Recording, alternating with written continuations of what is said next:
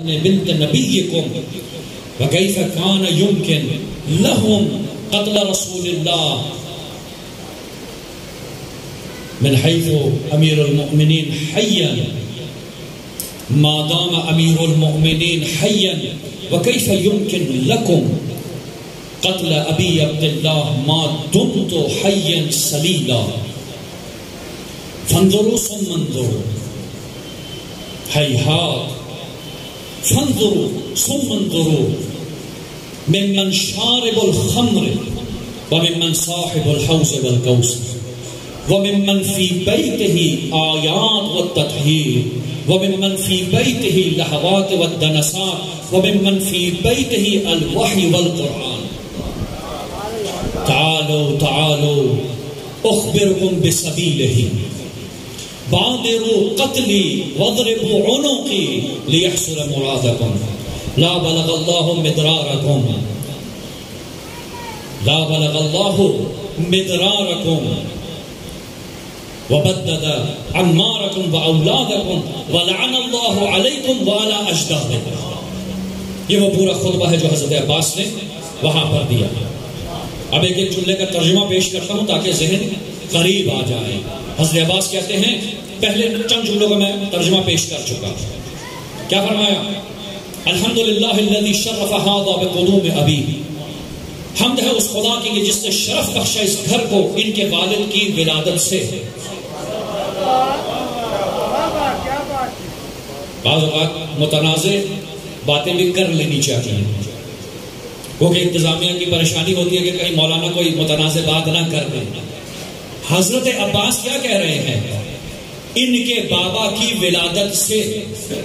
اور اب علی کے ماننے والا اگر کہے کہ ظہور امام ہوتا ہے 13 رجب کو یا 3 شعبان کو لفظ ظہور کا استعمال کرتے ہیں، یہ امام زمانہ علیہ السلام کے خلاف پلاننگ ہے دشمن کی. کیونکہ ہمارے امام نے ظہور کرنا ہے تو یہ ظہور کا معنی تبدیل کر رہے ہیں. توجہ رکھیے گا اس چیز کی طرف. یہ یہود و نصارہ ہمارے دشمن ہیں. کہاں سے کون سی بات اٹھاتے ہیں، کہاں لاتے ہیں اور عاشقان اہل بیت کے دل میں ڈالتے ہیں. تو حضرت عباس کیا فرماتے ہیں؟ حمد ہو اس خدا کی کہ جس نے اس گھر کو یہ شرف بخشا ان کے بابا کی ولادت سے. جو کل تک گھر تھا اب وہ قبلہ بن گیا. ایھا الکفرۃ الفجر، اے کافر و فاجر، اتصدون طریق البیت لامام البررہ. تم یہ سوچتے ہو اے کافر و فاجروں کہ امام البررہ کا راستہ روک سکتے ہو. ومن هو احق به من سائر البریہ، اور ان سے بڑھ کر اور کون اس پر حق رکھتا ہے. ومن هو ادنی به، اور ان سے بڑھ کر کون اس کے قریب ہے. لولا حکم اللہ الجلیہ واسرارہ العلیہ واختبارہ البریہ لطار البیت الیہ قبل ان یمشی لدیہ قد استلم الناس الحجر والحجر یستلم یدیہ. فرماتے ہیں کہ اگر اللہ کی حکمت نہ ہوتی، توجہ کا طالب، آج شاید ہم اسی پہ گزارش جملے پہ پورا ترجمہ کروں گا، دوبارہ پڑھ دوں گا. اگر اللہ کی حکمت نہ ہوتی اور اس کے چھپے ہوئے اسرار نہ ہوتے، اس کے عالی اسرار نہ ہوتے اور نیک لوگوں کا امتحان اس میں پوشیدہ نہ ہوتا، لطار البیت الیہ، یہ گھر اڑ کر ان کے پاس چلا جاتا. یہ جو کعبہ ہے یہ اڑ کر ان کے پاس چلا جاتا. اس سے پہلے کہ تم لوگ اس کعبے کی طرف آ کے اس حجر کو چومتے، یہ حجر ان کے پاس پہنچ کر ان کی دستبوسی کرتا.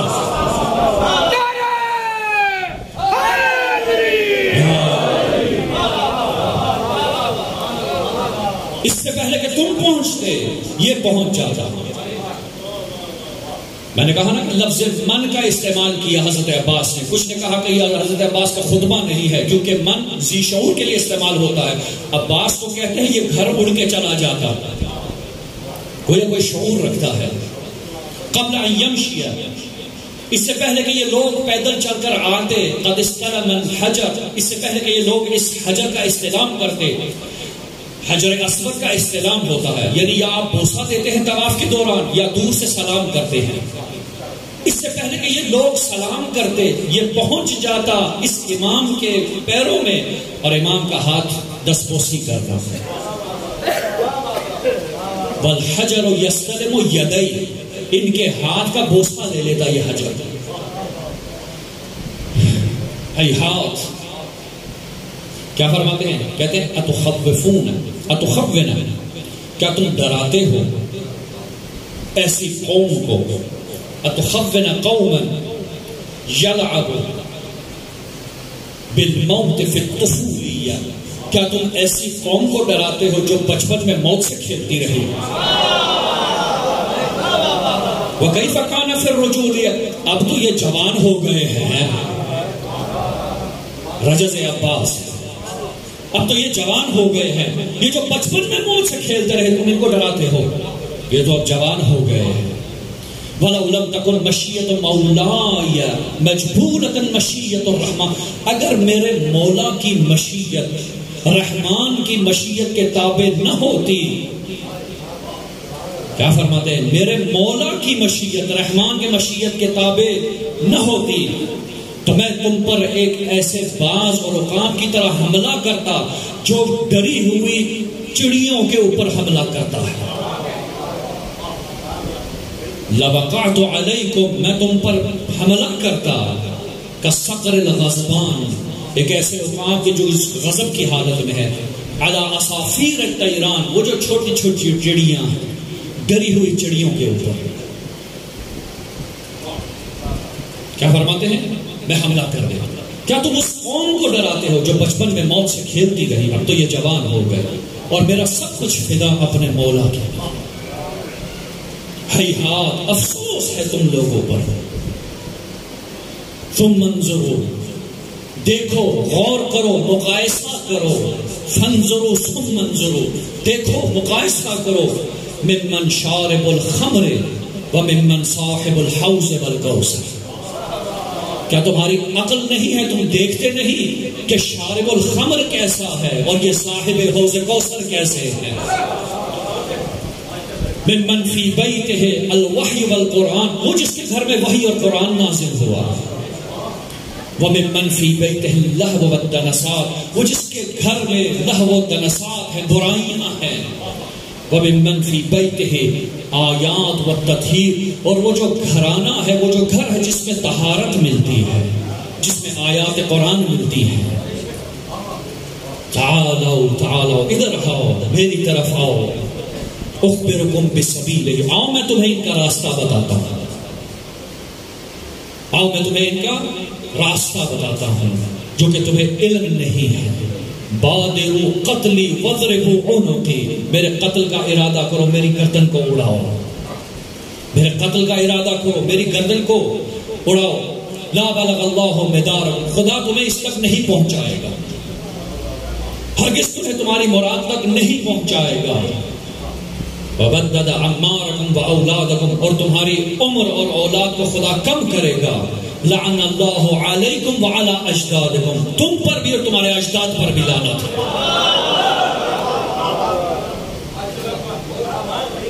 اب سمجھ میں زیارت جامعہ یا کوئی بھی زیارت جب پڑھتے ہیں اولادکم اور اجداد پر کیوں لعنت بھیجتے ہیں؟ کیونکہ جو امام کے مقابلے میں آ جائے اس کے نطفے کا مسئلہ ہے، اس کی نسل کا مسئلہ ہے۔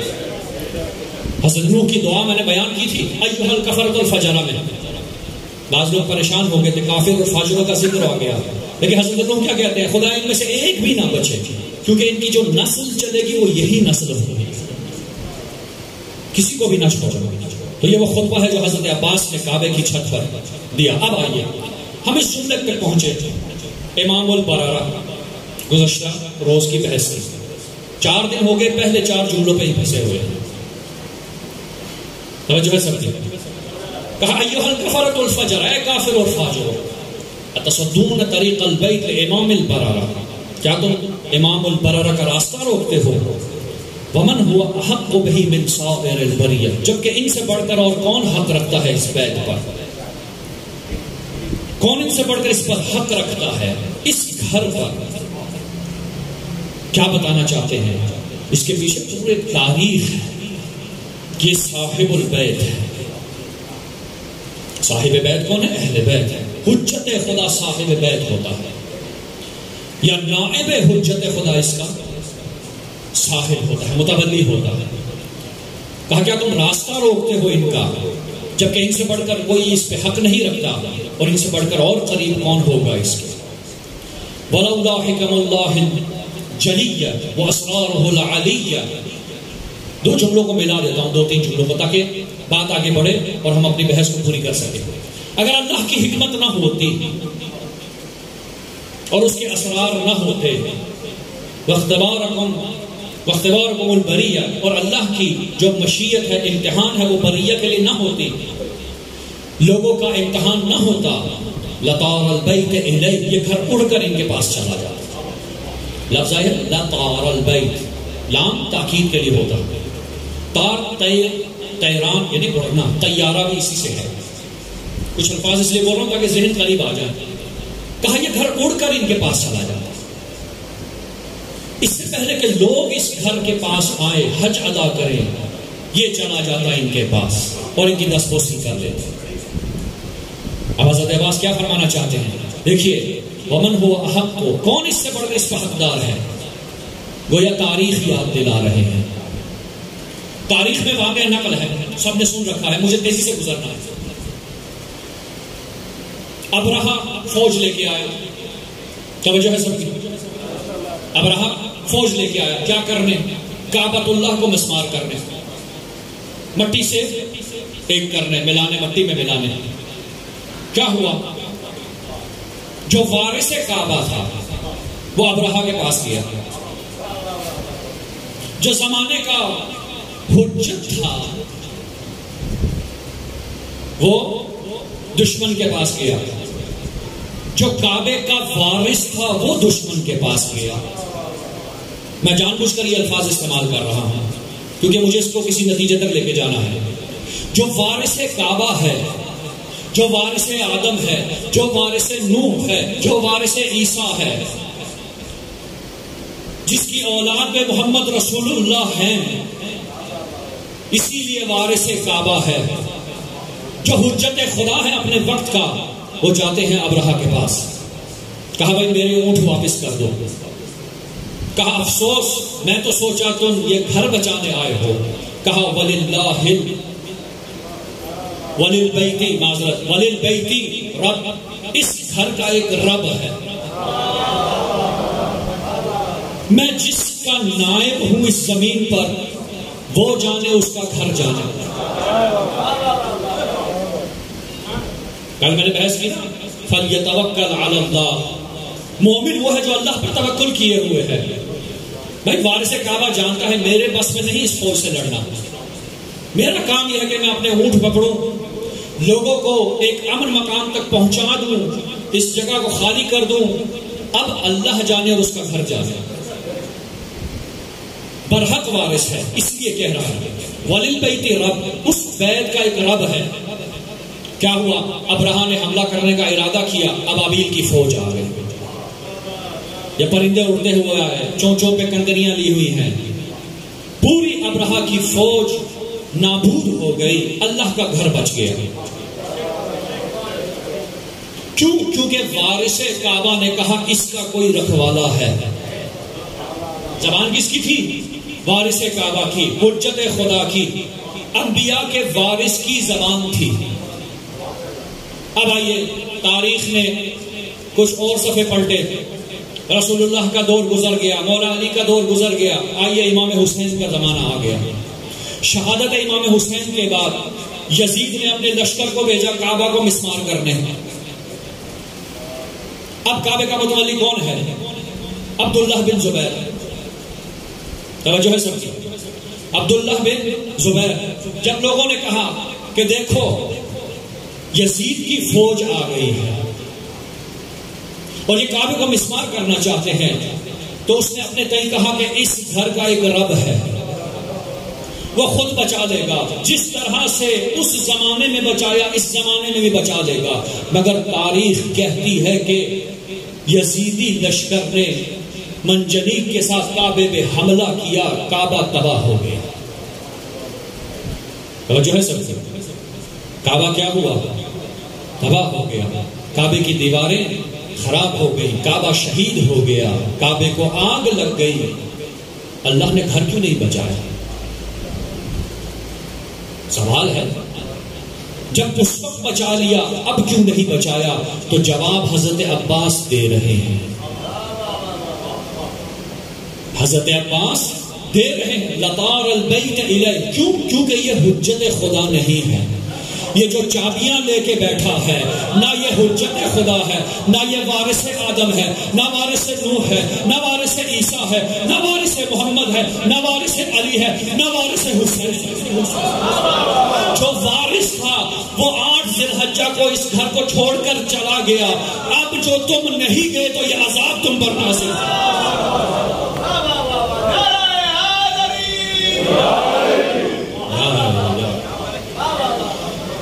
یہ تاریخ سبق سیکھنے کے لیے ہے، چٹکلوں کے لیے نہیں. اسی لیے اس سے سبق سیکھیے، ربط دیجیے واقعات کو.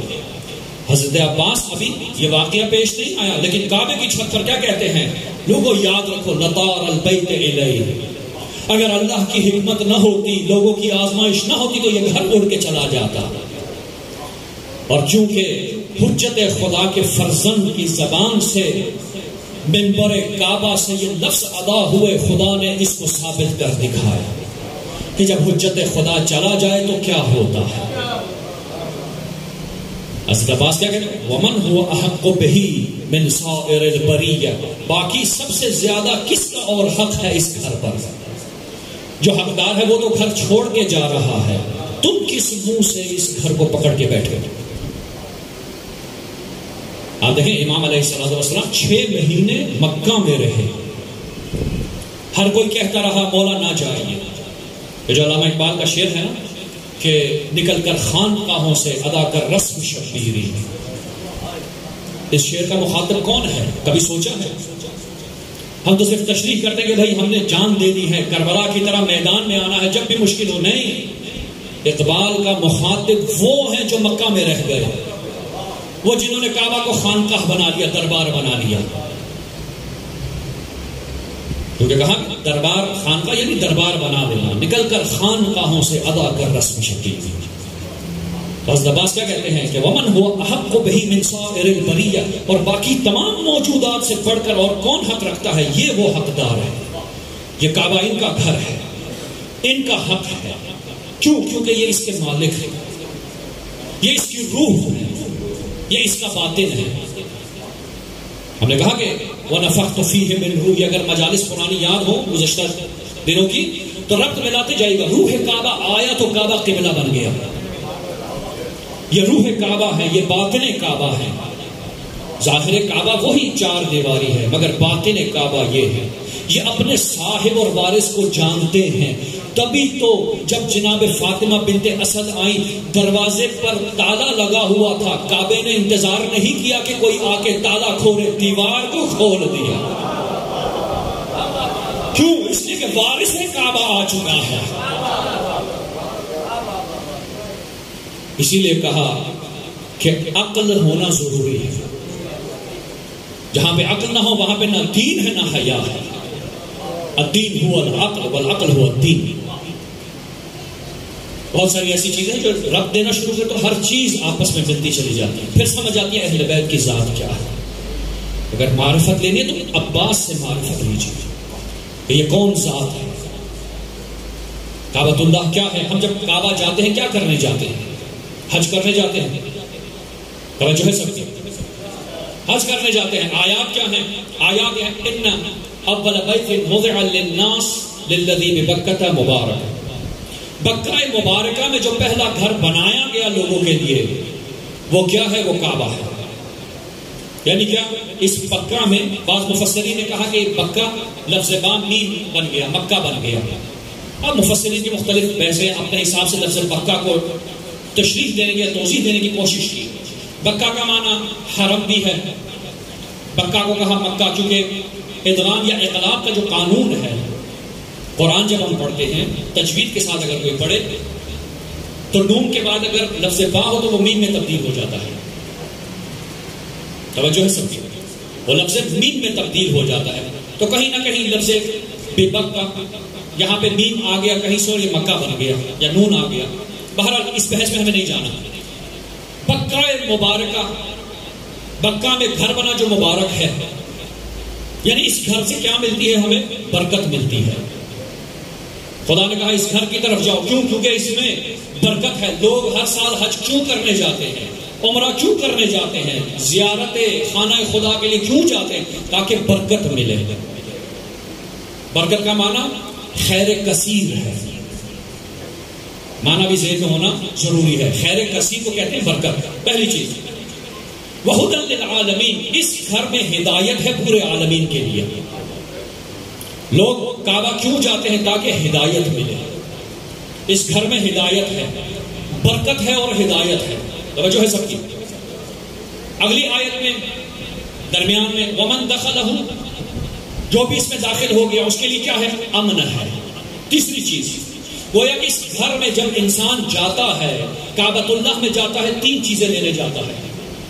ایک برکت، دو ہدایت، تین امن لینے جاتا ہے.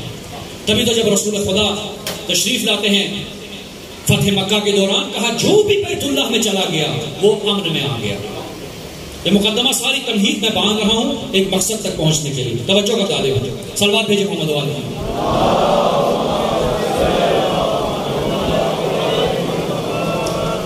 تو اس طرح کا حج ہم کرنے جاتے ہیں برکت لینے کے لیے، ہدایت لینے کے لیے اور امن حاصل کرنے کے لیے کہ جو بھی یہاں پہ گیا اس کو امن مل گیا، جو بھی کہا جائے گا اس کو ہدایت ملے گی. یہ سب چیزیں انسان لینے جاتا ہے. اب عباس کیا کہتے ہیں؟ اگر اللہ کی مشیت نہ ہوتی اور اس کے چھپے ہوئے اسرار نہ ہوتے اور لوگوں کا امتحان نہ ہوتا تو یہ گھر اڑ کر ان کے پاس چلا جاتا. کیوں چلا جاتا؟ جس مقصد سے لوگ اس گھر تک جاتے ہیں، جس چیز کو حاصل کرنے کے لیے یہ لوگ اس گھر تک جاتے ہیں، یہ گھر وہی حاصل کرنے ان کے پاس آتا ہے. گویا اس گھر کو اگر برکت چاہیے لطار الیہ، اگر اس کو ہدایت چاہیے لطار الیہ، اگر اس کو امن چاہیے لطار الیہ. تبھی جب وارث کعبہ موجود ہو خدا ابابیل بھیج دیتا ہے، امن کا مرکز بن جاتا ہے. لیکن جب حسین چھوڑ کر چلے جاتے ہیں اب یہ امن کا مرکز نہیں رہتا. گویا وہ جو امن تھا، جو اس گھر کو امن دیتے تھے، اب وہ اس گھر کو چھوڑ کے جا رہے ہیں. اب اگر یزید آ جائے، کوئی بھی حملہ کر دے، یہ گھر پر امن نہیں ہے. اور دوسری مقصد کہ کیوں امام حسین اس گھر کو چھوڑ کر چلے گئے. توجہ ہے سب کی. کیوں چھوڑ کر چلے گئے؟ ایک واقعہ ہے جو صاحب نعیم الابرار نے اپنی کتاب میں نقل کیا، ہم نے بچپن میں بھی سنا، آپ سب نے سن رکھا ہے. واقعہ یہ ہے کہ امام علی علیہ السلام کے پاس دو خواتین آتی ہیں ایک بچہ لے کر. دونوں کی لڑائی یہ ہے کہ میں اس کی ماں ہوں، یہ میرا بچہ ہے. توجہ ہے سب کی. میں اس کی ماں ہوں، یہ میرا بچہ ہے. فیصلہ کرنے والا کون ہے؟ صاحب ذوالفقار. اب سن رکھا ہے کہ ذوالفقار سے جب کسی کو نصف کیا جاتا ہے تو وہ دو برابر حصوں میں تقسیم ہو جاتا ہے. جب کوئی بھی نہیں مان رہا کہ وہ ماں نہیں تو میرے مولا نے حکم دیا لاؤ ذوالفقار.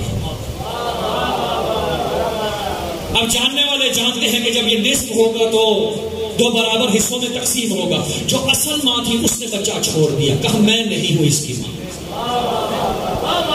اپنا حق چھوڑ دیا. کیوں؟ کیونکہ یہ عزیز ہے ہمیں، کیونکہ وہ اس کو عزیز ہے، اس کا اپنا ہے، اس کا حق ہے. اپنا حق کیوں چھوڑا؟ تاکہ یہ زندہ رہ جائے. کل یا پرسوں میں نے ایک دلیل دی. لوگ کہتے ہیں امام 25 سال خاموش کیوں رہے؟ کیونکہ حق تھا، اس کی زندگی درکار ہے، اسلام کو زندہ رہنا ہے. علی خلافت سے ہاتھ چھوڑ دیتے. بھائی تقسیم ہو سکتی تھی، لڑائی ہو سکتی تھی، جھگڑا ہو سکتا تھا. علی نے اپنا حق کیوں چھوڑا؟ ولایت کے نظام سے کچھ دیر کے لیے پردہ پوشی کیوں کر لی؟ اس لیے کہ اس کو زندہ رہنا ہے. اسلام بچہ ہے ابھی. اب آئیے امام حسین گھر چھوڑ کر کیوں جا رہے ہیں؟ لوگ کعبۃ اللہ آ رہے ہیں حج کرنے، حسین کعبے کو چھوڑ کر جا، کیونکہ صاحب کعبہ ہے. کعبۃ اللہ کی عظمت کے بارے میں کہ خون نہیں بہانا، کیونکہ حسین کا حق ہے. حسین جانتے ہیں اس کو آخر تک قیامت تک لوگوں کا مرکز رہنا ہے. حسین اپنے حق سے منصرف ہو جاتے ہیں, اپنا احرام کھول کر کربلا کی طرف روانہ ہو جاتے ہیں. یہ ہے کعبۃ اللہ. اور عباس کیا کہتے ہیں, اگر اللہ کی مشیت نہ ہوتی تو یہ گھر اڑ کر ان کے پاس چلا جاتا. اب آئیے قرآن کی آیات جب پڑھتے ہیں, کیا ہر کوئی حج پہ جا سکتا ہے؟ نہیں. شرط ہے, شرط یہ ہے کہ استطاعت ہونا ضروری ہے. وَلِلنَّاسِ حِجٌّ الْبَيْتِ, اللہ کے گھر کا حج لوگوں پر لازم ہے. توجہ ہے سب کی, حج لازم ہے. کیا چاہیے؟ من استطاع الیہ سبیلا, جس کو اس کی استطاعت مل جائے, یعنی مالی استطاعت جس کے پاس ہو وہ حج کے لیے جاتا ہے. ایک استطاعت ہونا ضروری ہے. وہ استطاعت مالی استطاعت, یعنی میرے حج پہ جا کر واپس آنے کے بعد میں مقروض نہ ہو جاؤں, میرا دیوالیہ نہ ہو جائے, میرے پاس اتنی استطاعت ہونا ضروری ہے. اور میں اگر یہاں پہ بریکٹس کے اندر ایک احکام کا ایک جملہ بیان کر دوں اپنے ماں بہنوں کے لیے اور بھائیوں کے لیے, وہ ہماری ماں بہنیں کہ جن کو زیور ڈلتا ہے یا شادی بیاہ میں زیور ڈالتے ہیں, اگر اس زیور کی قیمت اتنی ہو جائے کہ وہ حج جتنے پیسے بنتے ہیں تو اس پہ حج واجب ہے. وہ انتظار نہ کرے میاں میرا حج کروائے گا, وہ اس پہ حج واجب ہو گیا. شوہر سے پوچھنے کی بھی اجازت نہیں, کیونکہ جس طرح نماز کے لیے اجازت درکار نہیں, حج کے لیے بھی اجازت درکار نہیں. صلوات بھیجیں محمد والے.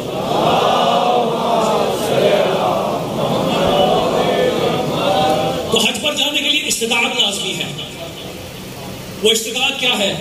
مالی استطاعت ہے. بس جس کے لیے مالی استطاعت چاہیے ہو اس کو بیت اللہ کہتے ہیں. لیکن جس ہستی کو ملنے کے لیے ایمانی استطاعت چاہیے اسے حسین ابن علی کہتے ہیں. جس کی زیارت کے لیے مالی استطاعت چاہیے وہ بیت اللہ ہے. اسی لیے کہ قرضہ نہیں لینا حج کے لیے, لیکن جس کے لیے ایمانی استطاعت چاہیے ہو اسے حسین ابن علی کہتے ہیں. تبھی کہا اگر قرض لینا پڑ بھی جائے تو قرضہ لے کے حسین کی زیارت کو چلے جاؤ. کیوں؟ یہاں پہ تمہیں ایمان مل رہا ہے. اگر ایمان کی طرف بڑھنا ہے تو حسین کی طرف ہے. یہ مجالس حسینی ایمان کی استطاعت کی وجہ سے آپ یہاں پر ہیں. بہت سارے ہیں, کورونا آیا, کووڈ آیا, لوگوں نے مجلسوں میں آنا چھوڑ دیا. بعض نوکری کی وجہ سے آن لائن بھی نہیں سن پا رہے. کیوں؟ کیونکہ وہ استطاعت نہ رہی. لہذا استطاعت کا ہونا ضروری ہے. امام البررہ ہے. یہ جو ہم یہاں پر آتے ہیں وہ ایمان, وہ استطاعت ہمیں یہاں پہ لے کے آتی ہے, وہ حب ہمیں لے کے آتا ہے. وَإِذَا تُلِيَتْ عَلَيْهِمْ آيَاتُ زَادَتْهُمْ إِيمَانًا. یہاں پر جب یہ جو باتیں بیان ہوتی ہمارے ایمان میں اضافہ ہوتا ہے. تو جس کے لیے مالی استطاعت چاہیے ہو وہ بیت اللہ ہے, اور جس کے لیے ایمانی استطاعت چاہیے وہ حسین ابن علی کی ذات ہے, وہ حسین ہے. اسی لیے میں نے یہاں پہ چند روز پہلے کہا کہ اسلام میں, بلاد اسلامی میں, اسلامی ممالک میں دو گروہ سے زیادہ گروہ موجود نہیں ہے. یا حسینی ہے یا یزیدی ہے, یا حسینی ہے یا یزیدی ہے. اگر کوئی حسین پر ایمان رکھتا ہے تو خدا اس کی ہدایت کرتا ہے. لہذا جو بھی حسینی ہو اس کو سینے سے لگا دے. ہاں, ہر ایک کے ایمان کا درجہ مختلف ہے. اگر مختلف نہ ہوتا تو سلمان 10ویں درجے پر نہ ہوتے, ابو ذر 9ویں پہ نہ ہوتے. کیونکہ سلمان کہتے ہیں اگر میں اپنا ایمان بیان کر دوں ابو ذر کے لیے تو میرا قتل کر دے. تو فرق ہے درجوں کا, اس سے پریشان مت ہوئیے. اگر کوئی ہاتھ باندھتا ہے نماز کے دوران مگر حسینی ہے تو یہ ہمارے لشکر کا ہے. جب حسین ابن علی زہیر ابن قین کو بلا لیتے ہیں جو عثمانی مسلک کا ہے, جس کا مسلک عقیدہ یہ تھا کہ مولا علی علیہ الصلوۃ والسلام قاتل عثمان ہے, یہ عثمانی مسلک والے ہیں. جب اس کو مولا نے اپنے خیمے میں بلا لیا تو اس کا مطلب ہے حسینی ہونا اصل ہدایت کا راستہ. اب سمجھ میں آتا ہے کہ کیوں رسول خدا نے کہا حسین منی وانا من حسین. میں تو اسلام لے آیا, اس اسلام میں تفرقہ پھیل جائے گا, مگر وہ ہستی جو ان سب کو دوبارہ جمع کر دے گی میرے گرد وہ میرا بیٹا حسین ہے. اس لیے میں رسول بھی اس حسین سے. اس حسین سے ہوں گے رسول. کعبۃ اللہ کیا کہا؟ لطار البیت الی، یہ گھر اڑ کر آئے گا ان کے پاس. قد استلم الناس، اس سے پہلے کہ یہ لوگ اس حجر کا بوسہ دے، یہ حجر ان کی دست بوسی کرے گا. چونکہ یہ حجر بھی اگر آج یہاں ہے تو ان کی وجہ سے ہے، اگر کعبہ آج یہاں پر ہے تو ان کی وجہ سے ہے. دلیل چاہیے، دلیل دیتے ہیں. خداوند متعال نے جب چادر کسا کے نیچے موجود شخصیات کا تعارف کروانا چاہا تو کیا کہا؟ ما خلقت سماء مبنیۃ ولا ارضا مدحیہ ولا قمرا منیرا ولا شمسا مضیہ ولا فلکا یدور ولا بحرا یجری ولا فلکا یسری الا فی محبت ہؤلاء الخمسۃ الذین هم تحت القسم، سوائے ان 5 کی محبت کے اور میں نے کچھ نہیں بنا. اور عجب نقطہ، خوبصورت نقطہ بیان کرتے ہیں اساتید. کہتے ہیں کہ جب جناب جبرائیل آئے نا آیت لے کے، آئے تطہیر، توجہ ہے سب کی، جب آئے تطہیر لے کر آئے نا تو چادر کے باہر کھڑے ہیں. اب آواز جا رہی ہے اور کیا سلام رسول اللہ کو. کہا کہ اتأذن لی یا رسول اللہ، کیا اجازت ہے میں بھی کسا کے نیچے آ جاؤں؟ کہا کہ آواز تو جا رہی تھی اور جبرائیل امین ہے. دیکھیں امانت کا کتنا خیال رکھا ہے جبرائیل نے. کچھ کسا کے باہر لوگ ہیں، کچھ کسا کے اندر. جناب جبرائیل آتے ہیں، کسا کے باہر سے پوچھتے ہیں کیا میں بھی آ جاؤں؟ تو رسول خدا نے اجازت دے دی. جب اندر آئے تو آئے تطہیر کی تلاوت کی. سوال، باہر سے کیوں تلاوت نہیں کی؟ جب آواز جا رہی تھی تو وہیں پر ہی تلاوت کر دیتے تو شاید جبرائیل جواب دے میں امین وحی ہوں. اگر میں باہر پڑھ دیتا نہ جانے کون کون خود کو تطہیر میں شامل کر لیتا. میں نے کسا کی چادر کے نیچے جا کر بتا دیا بس یہی 5 تطہیر.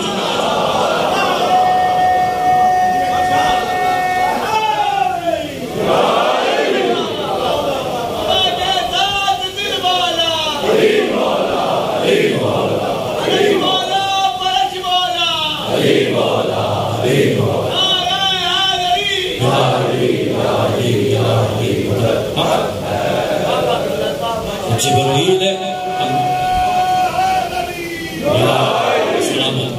تو جبرائیل امین ایسے ہی امین نہیں ہے. کبھی یہودی ان سے چلتے تھے. آپ کو پتا ہے کہ یہودیوں نے اپنی آیات بنائی ہوئی ہے تحریف شدہ، اور اللہ نے قرآن میں کہہ دیا جو بھی جبرائیل کا دشمن ہے وہ اللہ کا دشمن ہے. جبرائیل امین ہے، اسے کہتے امانت دار. جو چیز ملی ہے وہ حقدار تک پہنچانا امین ہوتا. خدا نے تعارف کروا دیا کہ جو کچھ بھی ہے گویا اس کا مطلب ہے کہ ان 5 کا نور تھا اور کچھ نہ تھا. تو جب یہ زمین بعد میں بنی، بیت اللہ بعد میں بنا، تو جن کی محبت میں یہ بنا ہے یہ اڑ کر جائے گا ان کے پاس. یہ جانتا ہے میرا صاحب کون ہے. توجہ ہے سب. کیوں حضرت عباس کہتے ہیں کہ ان کی ولادت سے یہ قبلہ بن گیا، کیونکہ روح کعبہ اہل بیت ہے. روح کعبہ حجت خدا. آج بھی اگر حجت خدا زمین پر نہ ہو تو یہ زمین نابود ہو جائے. امام وقت موجود ہے، امام وقت موجود ہے، یہ ہے وہ اہل بیت. چونکہ یہ گھر ان کا ہے اس لیے اس کی عظمت کو بچانے کے لیے حسین کعبۃ اللہ چھوڑ دیتے. اب جب کعبے سے روح بھی نکل گئی تو کعبہ بھی پریشان ہے.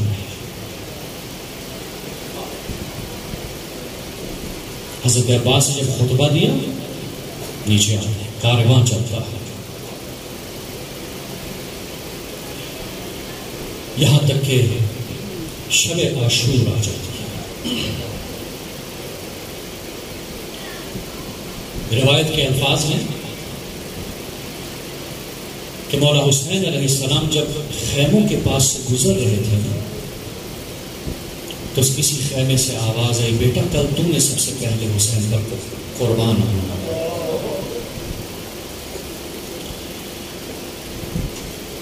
کسی دوسرے خیمے کے پاس سے گزرے تو وہاں پر بھی ماں یہی سمجھا اگر بیوی ہے تو میاں سے سفارش کرنی ہے. دیکھو میں جناب زینب کے سامنے شرمندہ نہیں. جناب زہرا کو ہم نے جواب دینا ہے. جناب زہرا کو ہم نے جواب دینا. بس اس اسنا میں اب میرے مولا سنتے چلے جا رہے ہیں اور گزرتے چلے جا رہے ہیں. یہاں تک کہ ایک خیمہ کے پاس جب پہنچے تو کانوں میں آواز آئی ایک ماں کی جو اپنے 2 بیٹوں کو سمجھا رہی ہے. دیکھو بیٹا کل ماموں جان کے علی اکبر پہلے نہ جائیں. تم جعفر طیار کے پوتے ہو, علی مرتضیٰ کے نواسے ہو. بتاؤ ان کو کہ علی مرتضیٰ کے نواسے کیسے ہوتے. تمہارے اندر بنو ہاشم کا خون ہے. ہاں اون و محمد کو تیار کر رہی ہے جناب زینب. تاریخ کہتے کہ جب مدینہ سے امام حسین علیہ السلام نکلے ہیں نا تو اس وقت اون و محمد ساتھ نہیں تھے, یہ مدینہ میں ہی تھے اپنے بابا عبداللہ کے پاس.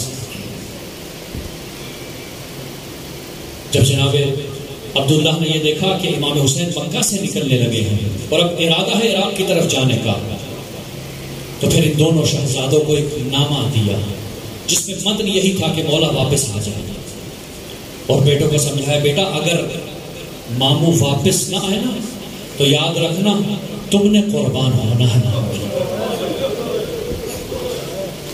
یہ جذبہ شہادت کوٹ کوٹ کے بڑھا ہے. ہمارے استاد ایک خوبصورت بات کرتے ہیں اور کبھی ملا موقع تو اس پہ انشاءاللہ مفصل گفتگو کروں گا. وہ فرماتے ہیں کہ ہم اپنی زندگی کو مینج کرتے ہیں. توجہ ہے سب کہ ہم نے پڑھنا کیا ہے, ہمارے بچوں نے کیا پڑھنا ہے, کیا بننا ہے, کہاں تک پہنچنا ہے. لیکن حسین ابن علی وہ ذات ہے جس نے اپنی موت کو مینج کیا. شہادت مدینہ میں بھی ہو سکتی تھی, شہادت کربلا میں بھی ہو سکتی تھی. مدینہ سے کربلا بہت سو نے کہا کہ ایسے راستے سے جائیں جو نامعلوم ہو, مگر اصل راستے سے گئے. فرماتے ہیں کہ امام حسین نے سب کو کربلا میں اکٹھا کر لیا.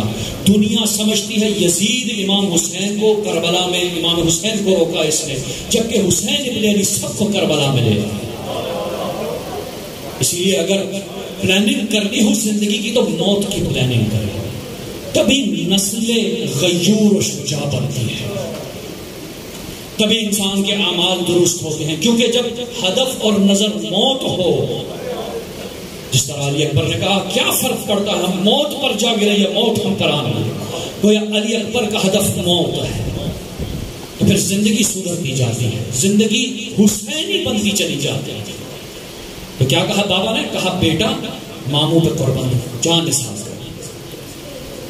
اب دونوں شہزادے آتے ہیں نامہ لے کے. امام حسین نہیں روکتے.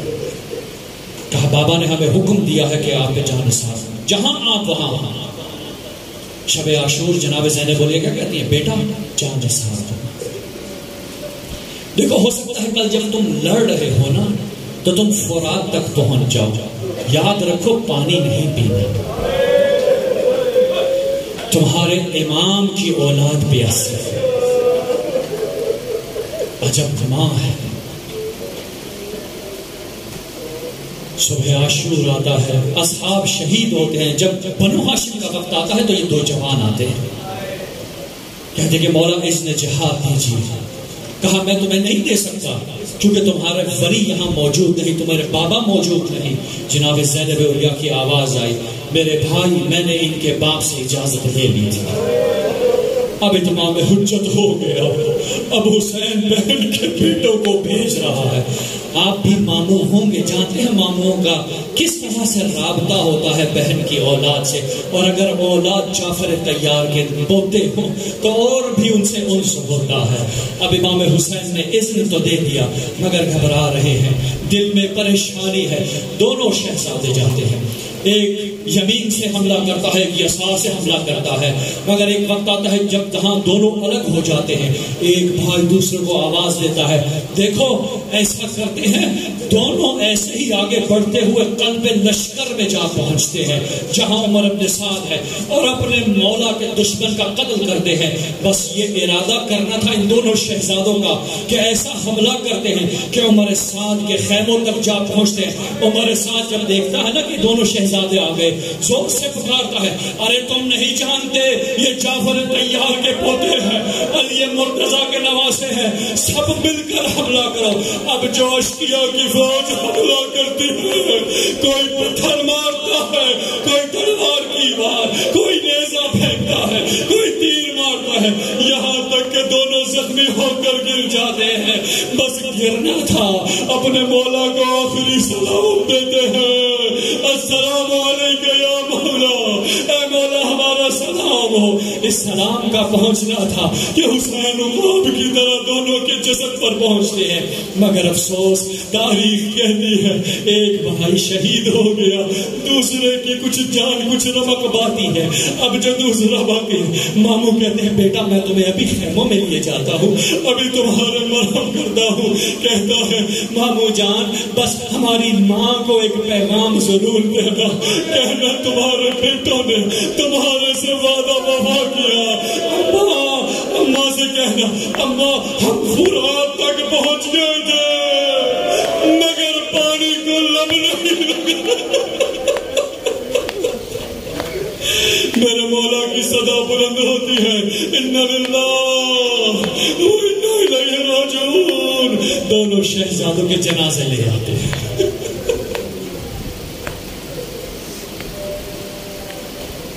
دونوں شہزادوں کے جنازے لے آتے ہیں۔ اب جو جنازے آتے ہیں نا تو دونوں جنازوں کو لے آتے ہیں، سب بیبیاں جمع ہو جاتی ہیں، سب بیبیاں تو آ گئی مگر حسین دیکھ رہے ہیں بہن زینب نہیں آئے، یہ جن کے وارث ہیں وہ نہیں آئے، تو بہن کو آواز دیتے ہیں۔ جب حکم امام ہوتا ہے تو جناب زینب اولیاء تشریف لاتی ہیں، جب آتی ہے نا دونوں جنازوں کے بیچ میں بیٹھ کر ایک کے سینے پر دایاں ہاتھ دوسرے کے سینے پر بایاں ہاتھ رکھ کے زور سے پکارتی ہے، اللہم تقبل منا، اے مولا اس قربانی کو قبول کر۔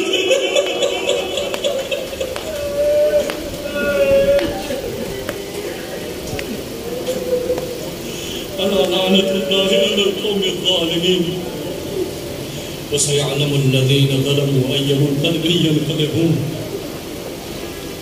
اللہ ہماری اس قلیل سی عبادت کو اپنی بارگاہ میں قبول و منظور اللہ ہم سب کے گناہ کبیرہ اور صغیرہ کو بخش دے۔ اللہ ہم سب کو صحیح معنوں میں حسینی ہونے کی توفیق عطا فرما۔ اللہ ہمارے اولاد کو ہماری نسلوں کو صحیح معنوں میں وارث اون و محمد بننے کی توفیق عطا فرما، مدافع اہل بیت بننے کی توفیق عطا فرما۔ ہماری بہنوں کو توفیق دے کہ وہ سیرت زہرا سلام اللہ علیہ پر چل سکے۔ برلا ہم سب کو الگ ہی بنا۔